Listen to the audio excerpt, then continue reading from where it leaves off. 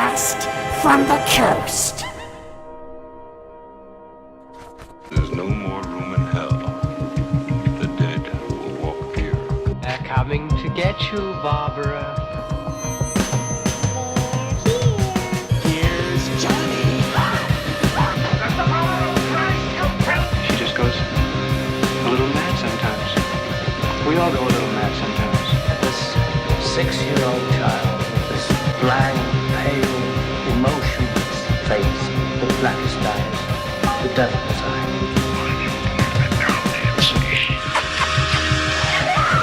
The boogeyman is real, and you found him. Whatever you do, don't fall asleep. Have you checked the children? Welcome, everybody, to episode 31 of They Cast from the Coast, the horror-centric podcast with an East Coast flair. My name is Adam Miles, and I have with me, as always, Tim! Only you can prevent forest fires, Johnson! Nice. That was nice. I liked it. Like that. Very, very, very, very much so in tune with the movie tonight, so... Yeah, very appropriate. Good. And how you doing, Tim? Good. Excellent, man. What's new with you? How you been doing? It's the normal stuff, watching movies and editing my pictures and doing photo shoots and all that lovely normal Tim stuff, drinking coffee, you know. Oh, of course you drink coffee. Make sure you cover that logo. They're not paying us for crap. Oh, that's right, yeah. Right. They don't pay us to show their logo, that friggin' national brand, whoever they are. Stan Makita's Donuts. Coffee. Maybe one of these days. That's right. Excellent. And, okay, so, you know what? We're going to keep this a little bit quick, Tim. It's good to hear about your week, but we got a lot of going on this roundtable for this episode. I'm kidding. I'm done. Nothing out of the ordinary. I watched a bunch of stuff. I watched the movie pertaining for tonight's episode, and yeah. Gonna have a good conversation about that. So I'm gonna go around the table. David, big white fluffy headphones, Miles. All right. You just got the one name, Dave. That's okay. What are we gonna do if those headphones ever die, man? We'll cry a little bit. We'll have a burial for those headphones, man. Little wee headphones. You'll get them. You guys are just jealous. Shut up. You guys are just jealous. That's all. Like one of those anime characters, you know. With the big old headphones and shit, right? So it's all right. I'll be known for my headphones. You know, when you draw me as a cartoon character, I'll have these big white headphones on. Okay, Tim. Guys, move it along. All right, move it along. Sorry. Sounds good. Dave, I assume your week was good. We'll talk let me a little see. bit more How later. was my week? Oh, shit. Never minding Dave's week, because, guys, we have a special guest tonight joining us. We have the star of the movie that we were going to talk tonight about. We have Mr. Michael Macdonald, the legend himself, the Psychotic Forest Ranger. Yay! Hey, Mike, how you doing? Thank you. Great. One-hit wonder without a hit, but I'm glad to be here nonetheless. One-hit wonder without a hit. No, man, you starred in what is very much so become a Canadian horror classic. It is a cult movie now. I mean, it's been put out on DVD, and people have bought it and seen it worldwide. It's been to the film festivals, you know? It's good stuff, man. True. And I've even gotten friendly requests from people in the U.S. who were apparently really liked the movie, and that was great. You know, I mean, more power to it. I think what Brad Mills set out to create, he was the writer and director. I think it really apparently resonated with some people. So I'm glad to hear that. Many years later, we're still talking about it. Oh, yeah, absolutely. And, I mean, that's the big thing. The main reason why I wanted to call you onto the show and we wanted to do this episode tonight is we are an East Coast Canadian horror podcast.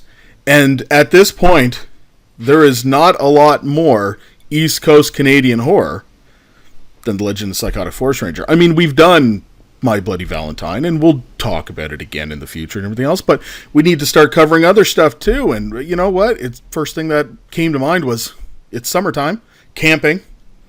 We're going to be talking a lot about the summer adventures in horror movies. Forest Ranger. It's about time that we had you on.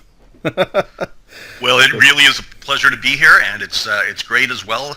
As I mentioned before the show, just in the pre-warm-up kind of thing, it's nice, the Fellowship of the Beards. I feel like I'm at a gathering in the Lord of the Rings at the Mines of Moria before the dwarves were all wiped out. It's kind of like, what could possibly go wrong? And here we are, so we're doing all right. And seeing as how I'm the shortest of this group, most likely, then, I'm the true dwarven member here. So. I was talking about beard-wise. I was going to say I It's more piratey than anything, but okay, whatever. Excellent. So, Mike, for the round table, we spend a lot of our time actually talking about ourselves, what we've done for the week, what we've been doing, and et cetera, et cetera. The listeners know enough about us. Mike, we want to know about you, buddy. Talk to us. Who is Michael Macdonald? Who is the man behind the Forest Ranger? Well, I am a professor in the communication department at Cape Breton University, and that is my daytime job. I've been doing it now for over 25 years. I love it. It's a fantastic job because every year I get to meet a new crop of young folks, and some older ones too, mature students, who come in to take classes. So it kind of keeps me tuned in with popular culture, with the interests that people have, with ideas that young people have. It's really, really cool. Nice. And that's your day great job. Gig. Oh yeah, great gig. And that's your day job, though. Oh yeah, that's my day job. But you specified day job. What's your night job? What else do you do? As a kilted superhero, no, I wish, but every now and then I still get the odd part in a little indie thing. So that's kind of fun. There's a couple of guys around here who are making films, and it's nice to see that here in Cape Breton there is still a lot of creativity. There are a lot of people who are doing some good work. So I've been lucky enough to be in a couple of little things here in Cape Breton, but mostly my interest is just focusing on that daytime gig, the teaching thing. Nice. Now, Cape Breton, Nova Scotia, for those who are paying attention, once again, is home to one of the most amazing and cult classic, Canadian horror movies of all time, which we just mentioned as well. It was the filming location for My Bloody Valentine itself. Valentine's Bluff was Sydney Mines, Nova Scotia. My brother's car was in that movie. There's a scene in My Bloody Valentine where there's a Volkswagen Beetle that's cut down and it conks out, and they have to jumpstart it. Anyway, my brother, who was pretty handy mechanically, he actually cut the back off the Volkswagen and welded it over, so it was just a two-seater. And they saw him. He was actually had it parked at church, and the producers of the movie, probably scouters or whatever, location scouts, saw it, left a note on the window, and they used it in the movie. Nice. So I've got a little connection there. Gonna have to go back and watch just for the car now, because I know enough about the movie. I can't recall the car specifically, but we've talked about the movie in depth, and we're always pointing out the little things about that flick, and that's just one more thing for us to look for now. A cut-down Volkswagen. A gold-colored, cut-down Volkswagen Beetle that conks out, and they have to restart it. Nice. Nice. Perfect. We will definitely be on the lookout for that. But you're actually not that far from Sydney Mines yourself, though, aren't you? Well, actually, I've since moved, but I was living in Bredor, which is about a 2-minute drive from Sydney Mines, but now I live about 10 minutes walk from Cape Breton University, and here on Grand Lake Road in Sydney. And it's just nice to be able to walk to work and do all that sort of thing. I got tired of the 35, 40-minute commute, and worse on bad days, so I just thought, I'm gonna move. That's not too bad. So, but still, you're still not that far away from it, say 35, 40 minutes, and you're right there, so. Right there, looking at all of the places that Don Frank drove by as the police officer star of the My Bloody Valentine. Not far from the mine. Actually, my grandfather worked in the mine Princess Colliery in Sydney Mines. So again, a little bit of connection. I'm the grandson of a coal miner who worked in that very mine. So how familiar are you with the town? If we decided to come out for a day or a weekend and shoot some footage around the place and say, this is the wonderful place that is Valentine's Bluff, would you be willing to join us? Oh yeah, for sure. I'd be happy to. And honestly, Sydney Mines is not that big a location, and it's really easy to get around. Some of the places that where filming took place, I don't believe they're standing anymore, but a lot of them are, and certainly a lot of the just the sort of local feel you would get, and you would be able to say, "Hey, I recognize that." And there's one scene where he's driving along, and he passes by what used to be St. Elizabeth's Hospital. Now it's Northside General Hospital, and he does this U-turn, and he goes past it, and I can show you that spot, which is more on the way to North Sydney. And honestly, you'll be like, "Hey, we're here." And the only thing I could imagine that I think I would enjoy more as a horror fan would be going to where John Carpenter's The Fog was filmed and going for a walk through that. I mean, because that's one of my guilty pleasures when it comes to movies is The Fog. And I would love to see where Adrienne Barbeau sat out there as the disc jockey doing her thing and just being magnificent and beautiful, and Adrienne Barbeau. Absolutely. Yeah, no, that's great. So, tell us about how you got involved with the Legend of Psychotic Forest Ranger. It's interesting. It was back in 2008, and early days for me on Facebook. And it was actually my brother, another brother. I've got a bunch of brothers. One of my brothers said, "Hey, there's a casting call for this movie. You should give it a try." And I looked, and there was only one role that fit my age range. So I went and I auditioned for the role of the police officer. And I thought, wow, that'd be so cool to have this part. And it's a cool part.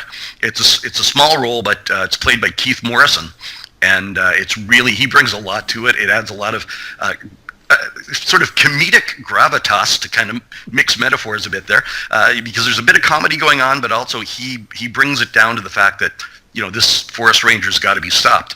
Yeah. But I auditioned for that role, and I was thinking I would love to get that. They had me read for the forest ranger, and I thought, oh, okay, this is cool. But then I figured, well, they'll get everybody to read that just to hear more of your voice, that kind of thing. So I left thinking it would be so cool to get the police officer role. So I go on a vacation to Egypt, and so I'm over there sitting down having a coffee in Egypt, and I check my email, and sure enough, they offered me the role of the forest ranger. So a couple of surprised people in the Egyptian cafe when I was like, yes! Well, somebody yelling in an Egyptian cafe is probably not a good thing, most likely, especially with all the tourists around and everybody. You don't want to disrupt what's going on in tourist season and stuff too, right? So no, for sure. And it was a beautiful spot, Sharm el Sheikh, which is a real great diving spot. If you ever get to Egypt, go there. And even if you don't dive, you'll want to, because the water is so beautiful. But anyway, that's where I heard the news, which is adds a little international intrigue to the thing. It was fun, and got home. And within 2 weeks, we were filming. That's right, yeah. Because Brad was from Sydney too, right? Him and his family, right? The Mills family, they're all from Sydney and stuff too, right? That's right. Very strong Cape Breton connection. Both his mom and dad are from here, and he and his sister are from here, and they have other family as well here in Cape Breton. And as he went away, he thought, and his sister did as well. Jackie, she went to film school in Montreal. And he thought, I'd like to go back to Cape Breton because it'd be a great place to film a movie. And he thought, you know what? The best time in Cape Breton to film a movie would be August, because it's going to be so nice, so warm, perfect. The August of 2008, and I'd have to check the meteorological records, but I'll bet it was probably the coldest August in the history of Cape Breton. People would be dressed in sort of skimpy 80s style clothes, and there were a lot of blankets that they'd be wrapped in between takes. People could see their breath. It was that cold at night. Ouch! Oh, pretty wild. Just so happened to be, right? Just the perfect timing for that. So exactly. Nothing ever works out the way that we wanted to. That's for sure.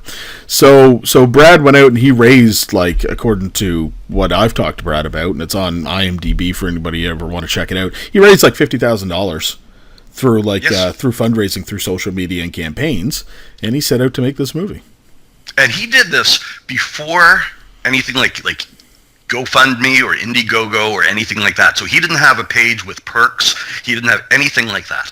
He was doing it by contacting people. He was doing it by doing essentially saying to people, "Hey, I'll help to enhance your Facebook viewership if you contribute to this movie." And because he's he's very marketing savvy, so he was able to really go ahead and do this without the classic sort of fundraising things. There were no perks for people who contributed. It was so he probably would have been able to, I would say, knowing Brad, raise double that if he had perks and all that kind of thing, because he was very creative in his fundraising. Oh yeah, absolutely. And that's when the movie came and you guys filmed it and everything was, and we'll talk a little bit more about what actually happened during the filming when we actually talk about the movie. That'll be fine. Then the movie went to the Atlantic Film Festival. That's where it had its premiere, correct? It actually had its premiere here in Sydney. We had 3 showings, 2 of which were sold out. And the third one was added on just because it had been popular. It wasn't completely sold out, but it was kind of a pay-as-you-go, not pay-as-you-go, pay what you want sort of thing. But the other 2 were sold out at $15 a pop, and we got really good feedback from the community. It was great to see packed theaters just sitting there and enjoying this movie that was completely Cape Breton made. Nice. That's right. Yeah, because what happened when the movie did finally make it to the film festival, the Atlantic Film Festival, I had actually heard about the movie then myself. That's when I found out about the movie, because it was in all the newspapers, locally made and everything else. And I reached out and found Brad on Facebook, and I just out of the blue just messaged him and said, "Hey, looking forward to seeing the movie. Hope I can catch on to it. Blah blah blah." And all of a sudden, I got a friend request from him. And we just started talking. And he's seen that I was doing a little bit of video editing on the side. And then actually that's when I think I got friended with you as well. That's right. And I was talking to you and Brad, and I helped to put together some video log files that he was producing and edit them together because he didn't have time anymore for it. And I edited together the Sydney premieres and a couple of other things. And honestly, that's the thing is that, I really want your listeners and viewers to know how instrumental you were in helping to get publicity out there for getting people to want to come and see this movie, because, people hear indie film, they hear local film, they think, oh, so it equals crap. But fortunately, because you were able to put these things together and help with the marketing, that sort of thing really helped a lot. So we were very fortunate. Thank you for all the time you put in, because it paid off. Oh, it's my pleasure. I only did parts of the video logs, like the third one, I think it was, and a couple of the other things that I'd helped with. But I appreciate the kind thoughts on that. That's nice. Oh, big time. And then from there, it just never stopped. Brad has talked a couple of times about he'd love to make another movie, and you've made a follow up. which you handed me a copy of when we met at Summer Fear. That's right. The Ranger report, which was your kind of right. your follow up. Well, it was a very short little silly thing. It was designed just to be kind of a for anybody who couldn't buy the movie because we didn't have it for sale at Summer Fear. But it just sort of like, hey, here's the character doing ridiculously over the top goofy things. It was just this little 15 or 20 minute thing, and it was because I had this dream of doing essentially a better film version of that, but just time was not cooperating. So I thought, well, what can I do in about the 24 hours that I have to do this? So I had a great group of people to work with. They had fun with it, and as you know, it's very much compared to Forest Ranger, it's very much more a cartoon version. It's kind of like a fun, over-the-top, silly kind of thing. But it was fun to do, and it got a little bit of traction from some folks. They got a kick out of it, and it was free, so the price was right. And it was free so the price was right. Yes, I felt like I had a bootleg copy of it too, because there's the Ranger report written in Sharpie on this gold disc, and I'm like slipping it in my shirt as I'm walking out with my signed poster. Exactly, and all proceeds for the sale of that went to no one because there were none. So there you go. Exactly, and which is great too, because looking behind David there, for anybody who can actually see this, if you're watching this on the video cast, we had actually met Michael. I had talked to you, Mike, quite a few times, but we actually met face to face for the first time at Summer Fear, which we have talked about on this show many, many times because it's ingrained in the horror community at this point on the East Coast. We met at Summer Fear the year that Kane Hodder was there. Oh, yeah. And we walked away with Kane Hodder merchandise as well as Forest Ranger merchandise, and I've got mine sitting right above me too. It's all in its frame and it's hung up, and actually that's where Tim got his nickname for the night. It was actually Mike had written on it, "Adam, only you can prevent forest fires. Thank you." What did mine say? Dave, see you in the woods. See you in the woods. But it's funny because my signed Kane Hodder Friday the 13th mask hangs above my bed right next to my Forest Ranger hat, which I wore in the movie. Nice. So. That's perfect. That's so it was just it was so humbling to meet somebody like Kane Hodder too. I mean, the guy is just first rate. He tells awesome stories about a really storied career that some people don't know about it. Anyone who gets to know about his career, he's done a lot of stuff. He's played Jason the most, 4 times I believe out of 10. And he's done a lot of other work of which he can be justifiably proud, and he's a hell of a nice guy. Yeah, just to chat with. Absolutely, and Tim keeps getting me to show everybody the picture of me being choked by Kane Hodder, because when he got me in the picture, and David's laughing because he knows it's true. The look of almost euphoric happiness on my face is just, everybody loves it. And Kane Hodder is a big guy, and he doesn't hold back. When he chokes you out, he chokes you out. And I've got a picture of me just wearing a t-shirt and stuff where he's choking me out. But it was funny, and I really thought, this guy is so awesome. When I was dressed as the Forest Ranger, someone said, "Oh, take a picture with Kane Hodder choking out the Forest Ranger." Here's what Kane Hodder said. He said, "No."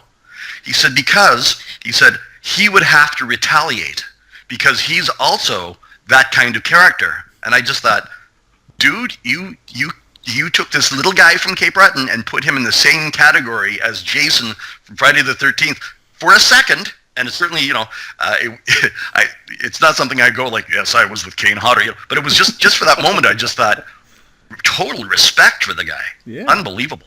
Oh, absolutely. It was hilarious. Actually, the 2 best pictures that I had from that year Summer Fear were one with Kane Hodder choking me, and you're right, the guy does not hold back. Funny enough, the reason why I was choked so hard was because my father was in line with me, and he was just in front of me. And my dad was like, "I'll go first, you take my picture." So I had the camera all ready to go. And when my father goes, my father's like, "Can I get my picture done with you, Mr. Hodder?" And Kane's like, "Yeah, come on up here, sir." And I'm like, "Choke him, Kane." And Kane stops. He puts this wildfire look in his eyes. He looks right at me. He goes, "And you're fucking next." And I'm like, okay. I'm like, okay. So then I take the picture, and my father looks pretty euphorically happy getting choked by Kane Hodder. That's not a big deal at all. But then as I get up there and Kane's signing my mask, I'm not joking. I'm not saying a word of a lie when I say this. He's going like this, signing it, going, staring at me. Oh, yeah. He's looking up at me, and he's staring me down, and I'm like, oh, shit, what did I just do?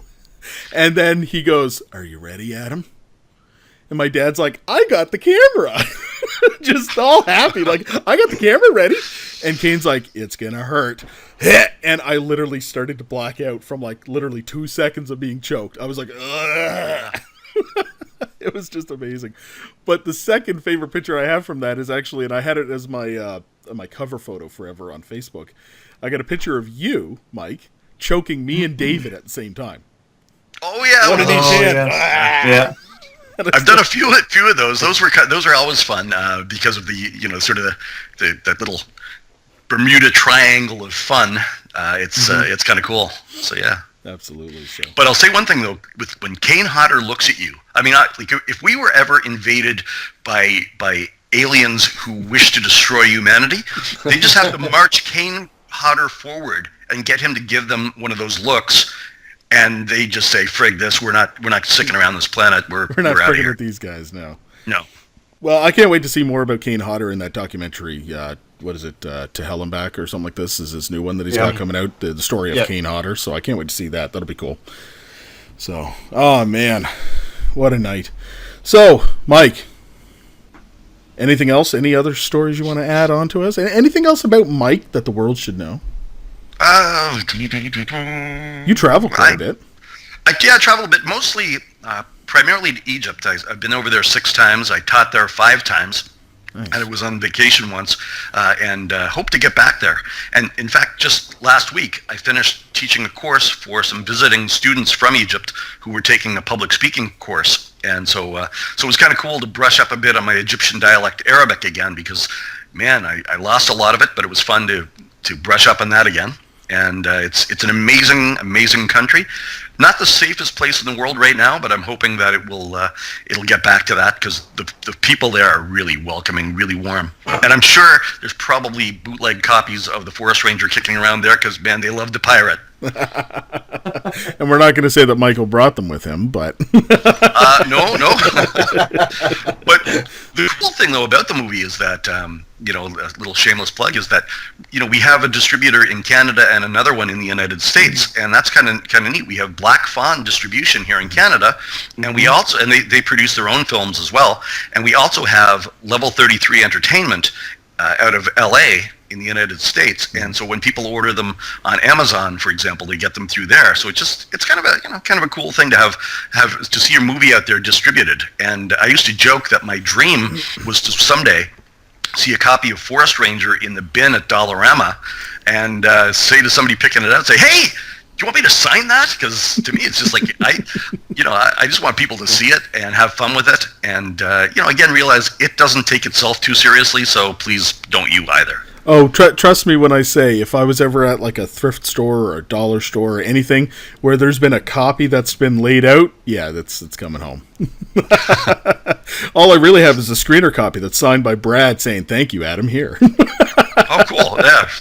So, all right, everybody, I think what we're going to do is we're going to take a quick break, and when we come back, we are going to get into the discussion of the legend of the Psychotic Forest Ranger.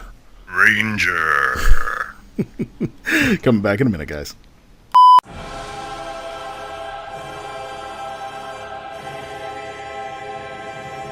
Greetings from Tromaville. I'm Lloyd Kaufman, president of Troma Entertainment and creator of the Toxic Avenger. Folks, when we're not making those great movies like Tromeo and Juliet and Return to Nukamai, aka Volume 2, the Troma team and I like to kick back and listen to They Cast from the Coast. They Cast from the Coast is really the best entertainment, the best education, and the best emotional liberation that Lloyd Kaufman can possibly experience. Thank you.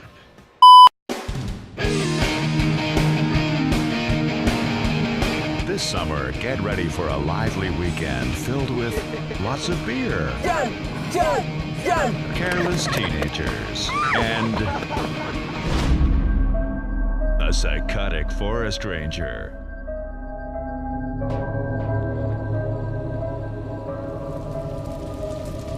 And whenever teenagers would party in the woods, he could find them no matter where they were and totally flip. Instead, this summer, you'll get a deadly weekend filled with... Oh my God! Lots of fear, headless teenagers, and the scariest, most blood-curdling, hair-raising, action-packed thrill ride you've ever seen.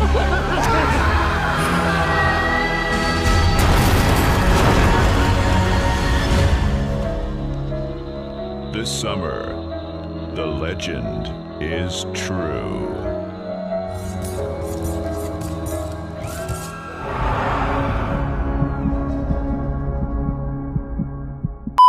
Welcome back, everybody. Thank you for joining us again as we continue our discussion tonight on the Nova Scotia classic. I'm just going to call it a classic now because, the movie was released officially in 2011, I think it was? 2011, that's right. 2011. The Legend of the Psychotic Forest Ranger. We are still joined by Mr. Michael Macdonald. He is going to add some wonderful insight as we discuss this movie a little bit further. So, synopsis of the movie. 4 teenagers get stranded in the woods on Cape Breton Island when their car runs out of gas, and they are targeted by a psychotic forest ranger. Dun dun dun. Dun dun dun.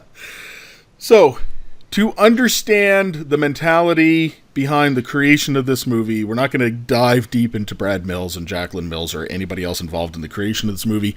What we are going to first talk about is the fact that this movie is openly cheesy dialogue. plot holes big enough that you could slip into yourself.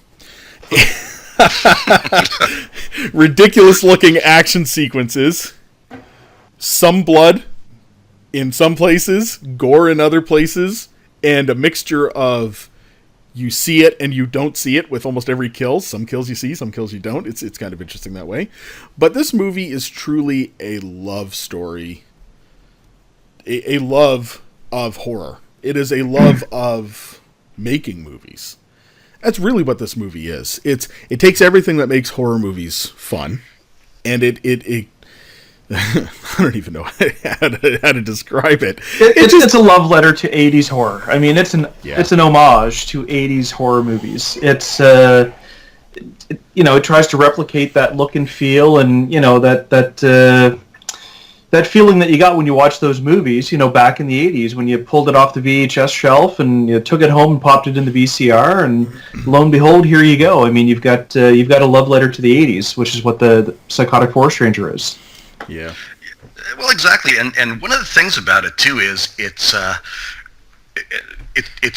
really, I think, for people who want to get into the genre, and if you want to get people to start off young, this would be a good movie for somebody a bit younger to watch. And the reason for that is Brad purposely avoided some of the kind of cliche things you would see. For example, usually there's a fair bit of salty language thrown in, and there's usually always some TNA. Yep. And that's kind of a classic feature of a lot of movies. But Brad purposely avoided that because he wanted it to be, I think, accessible to a wider audience, so that it didn't have that. Now, I read one review where it was critiqued for not having the obligatory sort of topless woman about to get murdered thing, that very sort of Freudian kind of sex and death thing. Mm-hmm. And it's one of those things that Brad could have easily have done that, but he decided, I guess, not to.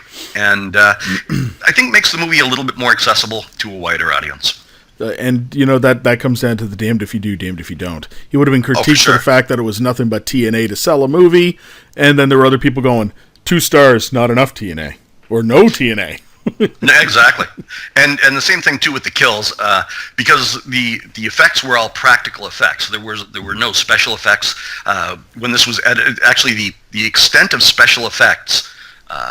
Spoiler alert, not so much. My eyes, and that was essentially the extent of the special effects. The CGI were my glowing red eyes, and otherwise all the effects were practical. And and again, one of the things that you mentioned is in some places there'd be blood, some places gore. And sometimes the gore was disproportionate to the action being performed. Like there's this one scene, again, not much of a spoiler alert. Just if you haven't seen it by now, well, get out there and see it. But it's still fun. But Stephanie Peters, who's the actress who plays the role, she was phenomenal because she's such an intelligent person, but she plays this totally ditzy blonde, and she's trying to get away from the forest ranger by getting into the back seat of the car. So she's relaxed and turns, and who's sitting next to her? Magically, almost, the forest ranger. And I attack her with a key. And while I'm attacking her with the key, this tiny little key, I'm getting showered with all of this blood that, I mean, I would have to be like ripping open her carotid artery and making it dance. Instead, I'm hitting her with this little key, and I'm getting covered with gallons of this delicious blood made by Courtney O'Hearn. Courtney O'Hearn was our makeup person, and she also did a lot of the practical effects, and she made our blood. And I really liked that because I ended up with a lot of the blood in my mouth and every orifice in my body practically. But the good thing about it was chocolate flavored. She put in a little chocolate syrup, so it was very tasty. But so I'm getting covered with this blood from this little key wound. So. Yeah, it was funny. Yeah, but that's a good point because there was like another sequence where you put like a log right through the guy, Brent, and it wasn't really bloody. It was just kind of like it showed it through him, and then some blood, and he just falls over. But in this scene, you got a little key, and you're stabbing her, and it's just like you say, carotid artery spraying you, right? And but that was a kicker for the scene as well. The fact that was inevitably very much so like every other scene with the Forest Ranger, that the character itself was basically puns. The character was just full of puns. It was, what is it? This is the key to your heart, and he's like stabbing. Exactly. I got the key to your heart. You know. Exactly. Oh, It's just, you know, and again, it's that sort of over the top, simple dialogue, but at the same time, it's something that if the movie had taken itself too seriously, people would have said, "Oh, this is just stupid." But you know, it's kind of fun, but at the same time, it doesn't break the fourth wall. It doesn't look at the audience and go like, "We know we're being silly." It's silliness within a self-contained little movie universe, and I think that, you know, I don't want to get too sort of, you know, theoretical here, talking about film studies and stuff, but not that it's any, you know, great film, you know, but as a film, what it does is it does function within its own universe, and it stays consistent in a universe where plot holes are a part of life, where you know, you go into one room and come out in another, and that's just part of that universe. So it doesn't take itself too seriously, but at least it shows some respect for the audience by saying, well, yeah, of course this is what happens, and it leaves it to the audience to be the ones to pick things out, rather than the movie just indicating them in a too self-aware kind of way. Anyway, that's my professor speak moment there. Well said, well said. So I knew that I was in for a treat when I first got handed this movie, and the very opening sequence actually starred Brad Mills, the director, and his wife. That's right. Mm-hmm. And I love Brad and his wife. They're sweet people. I love them to death. And to see Brad walk out, and he's got, you know, like the tight shirt on and the pants, the brown pants, and he's got the absolute porn stash going on. And he's like the beer in the hand. He's like, "What's up, baby?" Oh yeah. And he also had, and I'm not sure what the prosthetic was made of, but if you look closely at his crotch, not something, you know, you necessarily did, but there's let's put it this way, there's some enhancement there. Definitely some enhancement. The truth comes out. This subtle, but well, we're gonna that of course was, I hope, on purpose. I'm assuming anyway. I know Brad did it, so we'll say it's on purpose. These are the kind of stories that we need to hear. There you go. They cast from the coast, bringing the truth. It was enhanced. Exactly. It was enhanced. Wait, I thought you said there were no special effects. Well, it was all practical. No, it was all practical. It was all practical. Prosthetic. It was a prosthetic. He went full Dirk Diggler, did he? He did indeed. He was doing his channeling his internal Mark Wahlberg on that one.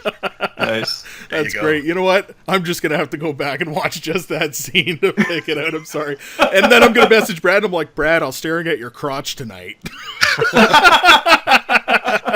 Just to see what he'd be like, "Okay."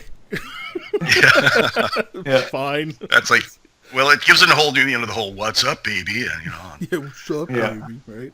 Yeah. Oh, it was hilarious. Yeah. I'll show you a snake.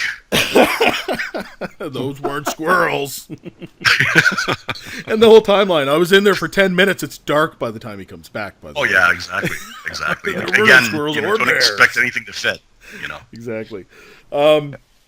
It's great. So the cast itself, the main characters, we get the four first characters that we're introduced to. The four first just became adults, as they were.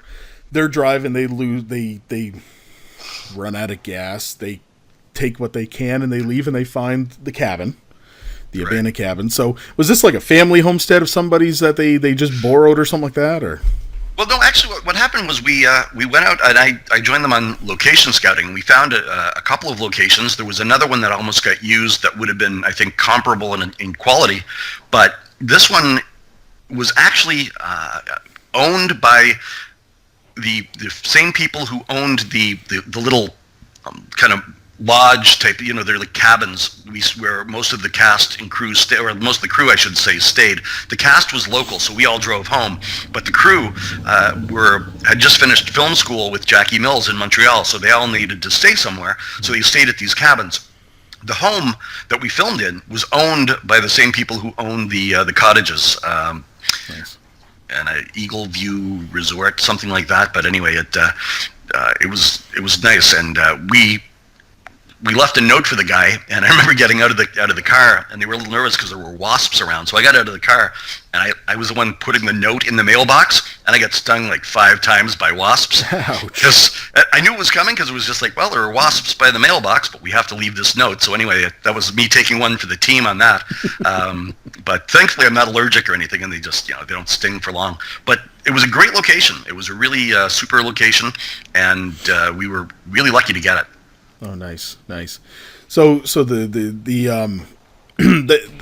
this leads up to actually potentially. I mean, I love the Forest Ranger. He is what he is. But my favorite character in the movie appears to the kids, Ranger Dan. Honestly, Aaron Corbett as Ranger Dan. He's my favorite character too. I mean, it's one of those things that realistically he provided such amazing comedic impact, and in real life he's a very funny guy, does a lot of theater, and he's known for his comedic timing and all that. He just brought so much to that role.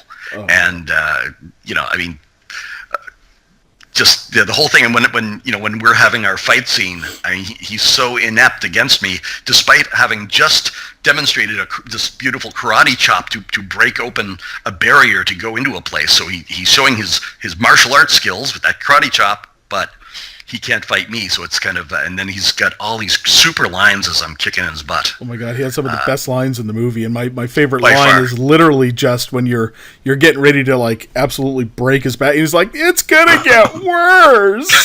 Like breaking his arms. Exactly, and then I've got him by the legs, and I'm pulling away, and he yells out, "Oh no, he's dragging me!"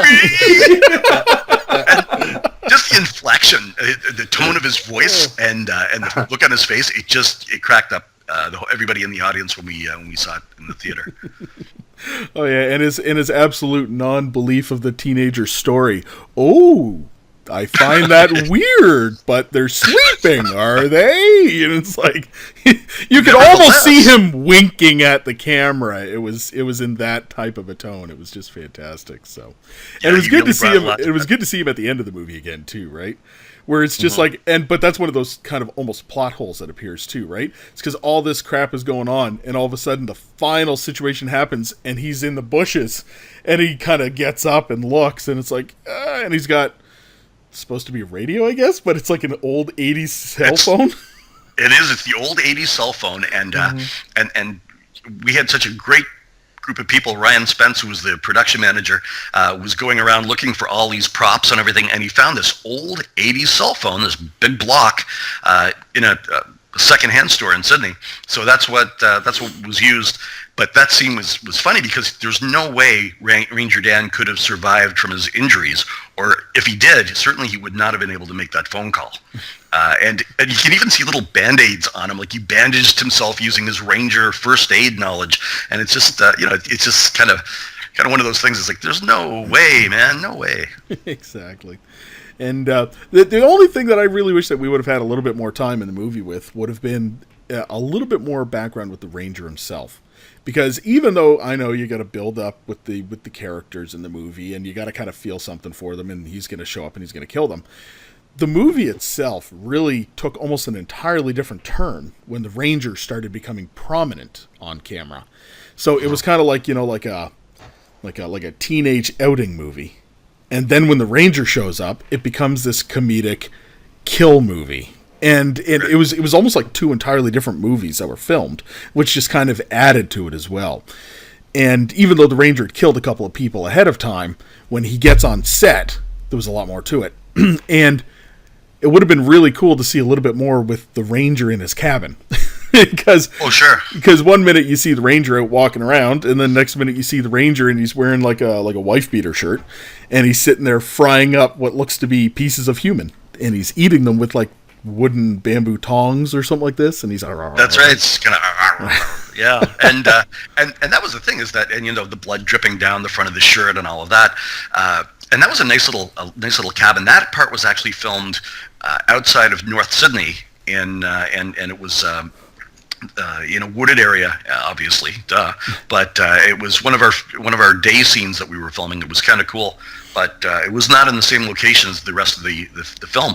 But we did a lot of, I say we, the crew did a lot of decoration, set dressing for that location, but you don't get to see it much.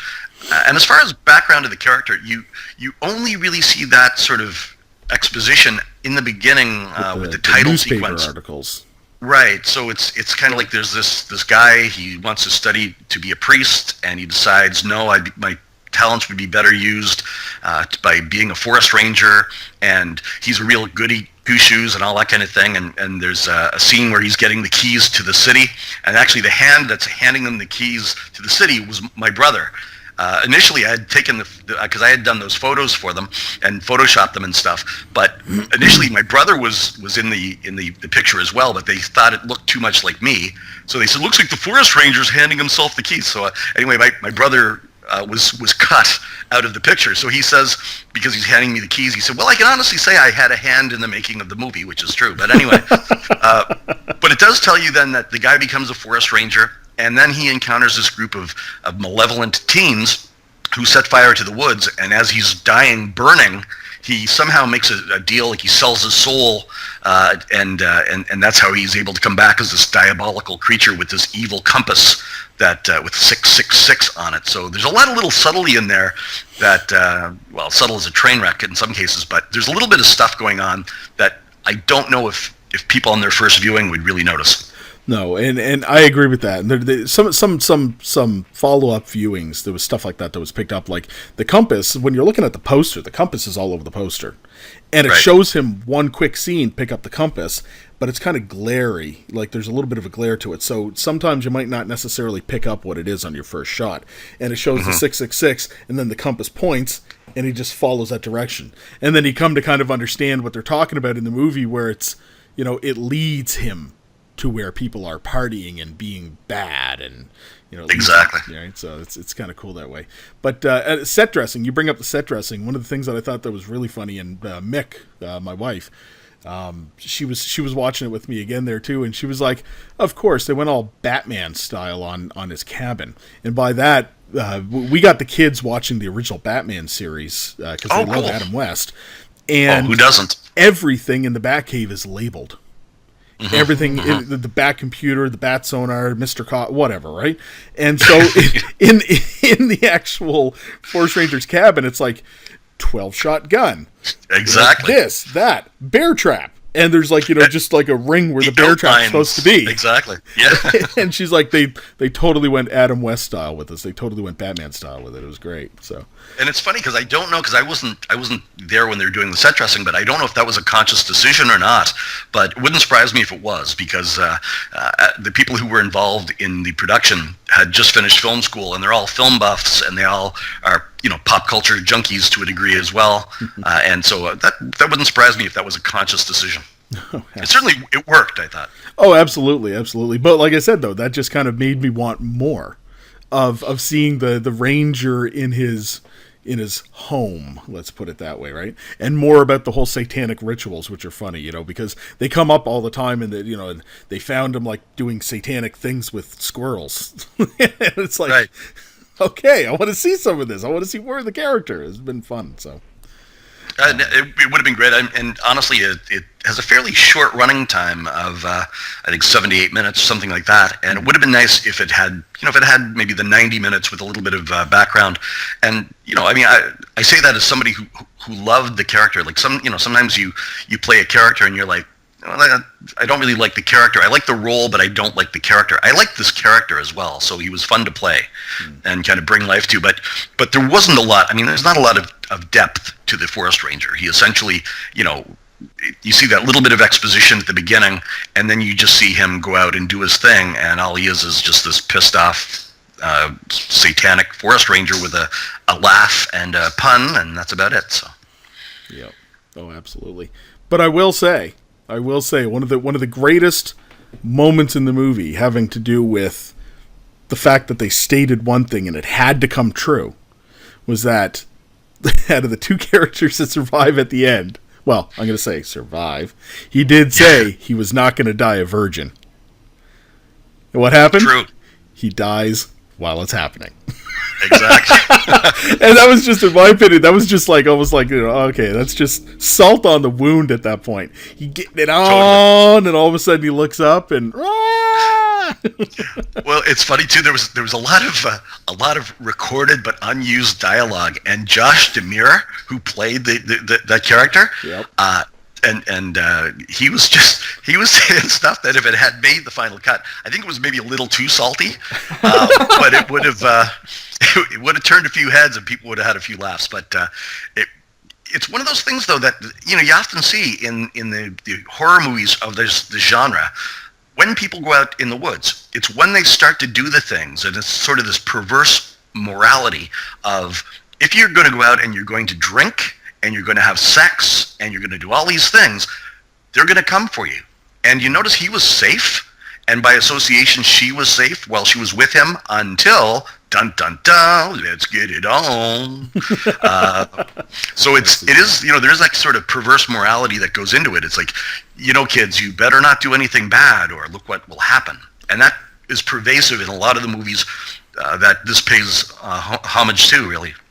Especially in Cape Breton. So anybody from Cape Breton, do not go into the woods to drink, smoke, have sex, fornicate like that, and just don't. You won't come home safe. You won't come home safe. No one in Cape Breton does that. That's true. It's very true. It's very true. Our campgrounds are clean and sanitary, and you can. Anything else I can't talk about because it is in the language of Mordor, which I will not utter here. Nice, nicely said. I was Peter Jackson offered me that role, by the way, and I'm kidding. Anyway, so far, Legend of the Psychotic Forest Ranger is it. I would love to see a sequel. That would be kind of cool. That would be cool. Well, the thing I like about it is that love it or not, you're stuck with this face as the Forest Ranger unless they do a prequel where he's much younger. That's one thing I liked about it is I got to be the face of the Forest Ranger, so it's not behind a mask. But I admire people like Kane Hodder, who can go and bring such depth of character while wearing a mask. That can't be easy. No. Yeah, absolutely not. And that's why we've talked about this before in the past, a couple of us talking about it. We've done a comparison of the Jasons and which ones we like the most. And the one thing that Tim keeps bringing up is that the Kane Hodder Jason because he breathes with his shoulders. And it was just this interesting depth that he brought to it because it's the same masked character that just kills people. But when you see Kane Hodder playing him, He breathes with his shoulders, and it's really kind of cool the way that you see him kind of make that look. Well, and another example of a classic, an actor who could do that was Gunnar Hansen, who I know you guys are going to be talking about on a future podcast. Yeah, exactly. You're going to be talking about it in a future podcast, the Texas Chainsaw Massacre, and there's another guy who became associated with a classic role because he was more than just a masked guy. He brought so much to it, and I was lucky to hear him speak a little bit at Tatamagouche for Summer Fear, and he's such an articulate, brilliant guy. You think, wait a minute, this is Leatherface, but he brought so much depth to the role, and you can do that. I didn't have to worry about that. First of all, the character was not that particularly deep, but I was able to use facial expressions, so that made it easier for me. Oh, absolutely. Which is good because I'm not in their category when it comes to anything like that. I mean, those guys are, it's too bad about the late Gunnar, but certainly Kane Hodder, just phenomenal. Absolutely. So I do got to do one thing here though, because in all honesty, one of the big things that we enjoy so much about this podcast is that there are times when there are movies that some of us have not seen. And Tim, this was actually recently was your first time seeing this movie. Absolutely. I've never even heard of it. To be honest, I've never heard of it. And yeah. So today was the first time I watched it. So I'd love to hear your thoughts. Ooh. Good, bad, ugly. It was exactly what I was expecting. The poster, the title. But I guess that's what I liked about it was it wasn't trying to be something else. You know what I mean? Like, it was set out to be a campy slasher tribute movie, and that's exactly what it was, and it was great. So thanks. It was a lot of fun to do, and you know, it's something too that, because it's set, you know, back in the 80s sort of thing. It also it has that kind of retro feel, so it's never going to really get completely dated because it's supposed to look dated. So that's one thing that's fun about it. I do have a question though. What was your inspiration as far as, like, I guess the whole character of the Forest Ranger? Like, were you basing it on pre-existing slashers? Did you kind of bring your own thing? Was it just a mixture of, like, everything? Because, I mean, there was points where you absolutely reminded me of a Jason style character. I mean, obviously running through the woods didn't help, but you had that comedic timing of, like, Freddy Krueger as well. You know what I mean? Like, yeah. Well, wow, that's high praise. I appreciate it.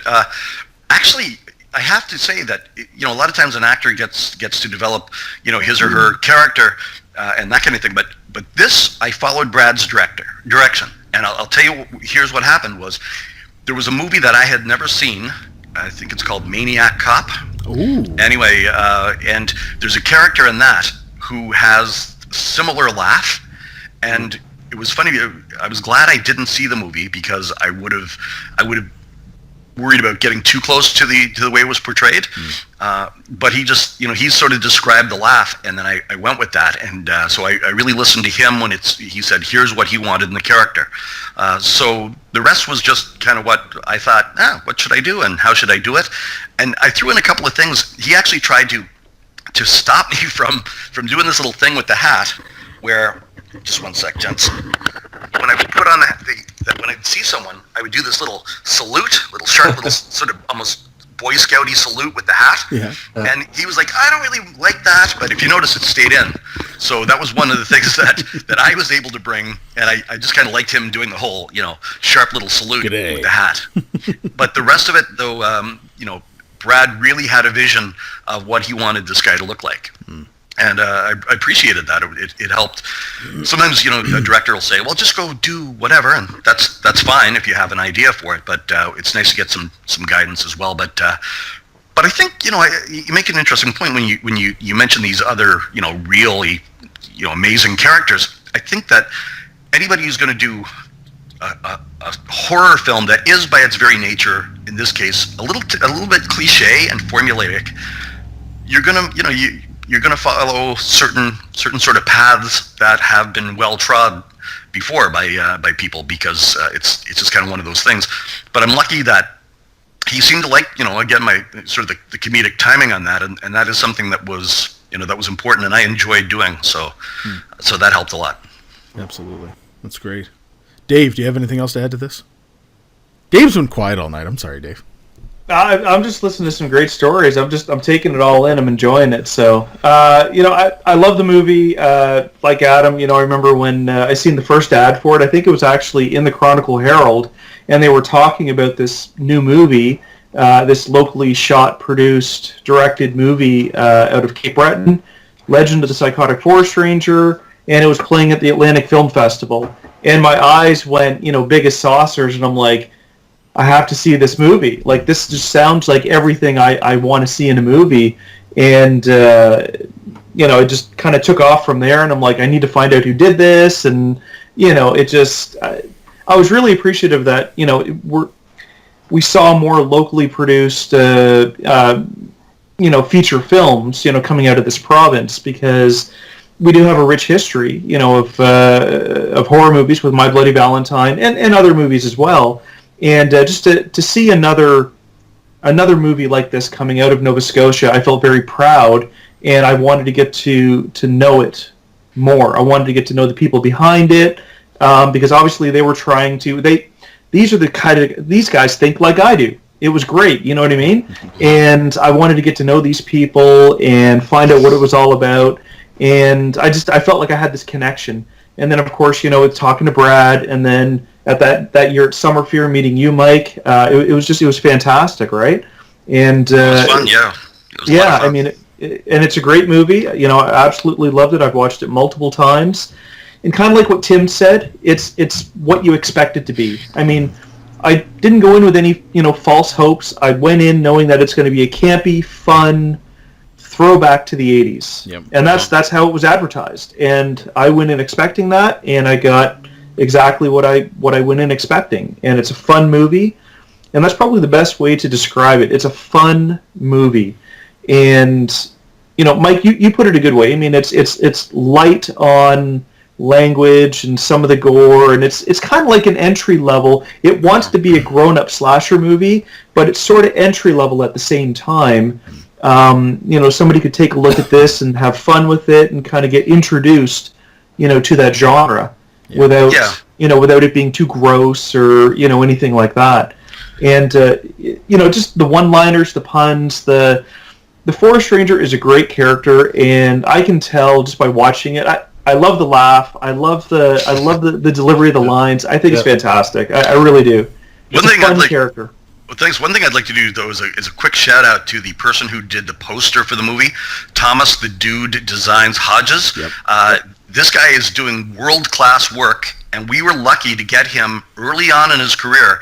And if you look at the poster, one of the things that's cool about it is that the arm that is reaching up toward the Forest Ranger who's about to whack them with an axe, it's from a perspective where that could be the arm of the viewer, the person looking at the poster. Yeah. So it sort of draws you in. So he's got this really amazing talent, but he's based out of the UK, and he's done a lot of work, including for a real classic horror film, They Live. He did a re-release poster on that, and the Shout Factory DVD Blu-ray cover, I think it was. Yeah, that's right. Yeah, it was. That's right, and I was blown away to see that, and then it was so nice to see in Walmart and other stores, see it on the shelves and be like, that's the guy, that's the Dude Designs, So exactly. Mm-hmm. Well, I got to admit, everybody, it's about time that we actually kind of wrap this up, unfortunately. But Mike, we've thoroughly enjoyed having you on the podcast, and we can honestly say, in the future we're going to start to add more guests. Not necessarily even talking about their own stuff. We'll get you on here and get your insight on another movie. And you know what, I would totally love that. Just let me know in advance so I can rewatch that kind of thing. Get sort of ready and all that. But I would love to be back on if you would have me. It would be a pleasure. You guys are great, and hopefully someday we'll see each other again in person. I'll get to meet Tim and in person. And if you ever want a tour of Sydney Mines, I'm your guy.